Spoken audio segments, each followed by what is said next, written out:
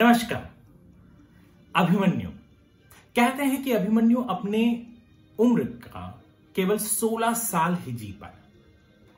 16वें साल में उसे कुरुक्षेत्र के युद्ध में उस चक्रव्यूह में मार दिया गया, जिसके बारे में उसे आधी जानकारी थी। उसे केवल यही जानकारी थी कि वह कैसे चक्रव्यूह के अंदर जाए, क्योंकि जब अर्जुन, जिसे चक्रव्यूह भेदना भी आता था और वहां से निकलना भी आता था, वह सुभद्रा को चक्रव्यूह में कैसे अंदर जाकर बाहर आया जा सकता है यह कहानी सुना रहे थे, यह कहानी बता रहे थे, तब आधी कहानी सुनकर सुभद्रा सो गई। जी हां, जिस कारण से अभिमन्यु, जो उस वक्त सुभद्रा के कोख में था, वह पूर्ण तरह से चक्रव्यूह भेदना और उससे बाहर आना नहीं सीख पाया।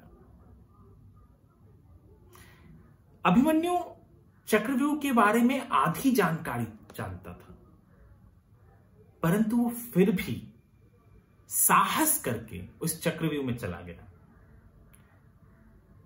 कहते हैं कि अभिमन्यु के शौर्य की गाथा बहुत बड़ी थी, उसके उम्र के मुकाबले तो बहुत ही ज्यादा, जहां उसने भीष्म और द्रोणाचार्य को भी उसके शौर्य को मानने पर मजबूर कर दिया था। हालांकि अभिमन्यु के पास आधी जानकारी होना यह उसके लिए बहुत घातक साबित हुई, जहां उसे उसके प्राणों की आहुति देकर इस गलती का या इस जानकारी का, इस अधूरी जानकारी का फल चुकाना पड़ा। अभिमन्यु 16 साल तक ही क्यों जीवित था, इसके पीछे भी कुछ लोगों की एक कहानी है। एक कहानी यह है कि अभिमन्यु चांद के बेटे के एक स्वरूप था, जो अर्जुन और सुभद्रा के यहां जन्म लिया था। और चांद अपने पुत्र से बहुत मोह करता था।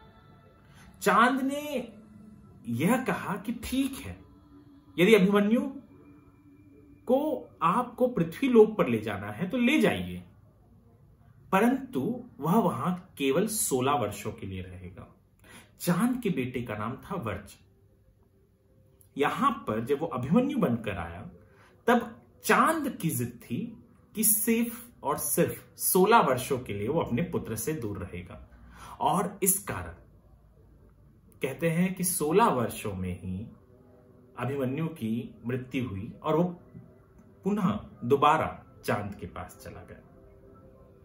परंतु अभिमन्यु की कहानी से हमें क्या सीख मिलती है? एक सबसे बड़ी सीख जो हमें मिलती है वो ये है कि किसी भी विषय में यदि आपके पास पूरी जानकारी ना हो तो वो खतरा मोल मत लीजिएगा। Half knowledge is always dangerous. And यहां पर भी अभिमन्यु के भी इसमें हमें यही सीखने को मिलता है कि यदि पूरी जानकारी होती तो अभिमन्यु उस चक्रव्यूह से बाहर निकल आता, जीवित निकल आता, परंतु नहीं, आधी जानकारी ने अभिमन्यु की जान ली। आप आधी जानकारी लेकर, जो हम आजकल बहुत बार करते हैं, ये जो हम व्हाट्सएप, सोशल मीडिया के चक्कर में जो फंसे हुए हैं, वहां पे आधी जानकारी हमें अधिकांश मिलती है और हम उसे यकीन मानकर, पूर्णतः से सच मानकर उस पर विश्वास कर लेते हैं। हम हमारे विवेक का, हमारे बुद्धि का इस्तेमाल नहीं करते कि हम उस पर सोचें, उसमें यदि जानकारी सही है या गलत है या आधी है तो उसे पूरी लेने की कोशिश करें, ताकि आपका, मेरा भी अंत अभिमन्यु जैसा ना हो। साहस अच्छी चीज है, पर जानकारी और पूरी जानकारी और सच्ची जानकारी, यह सबसे महत्वपूर्ण है। धन्यवाद।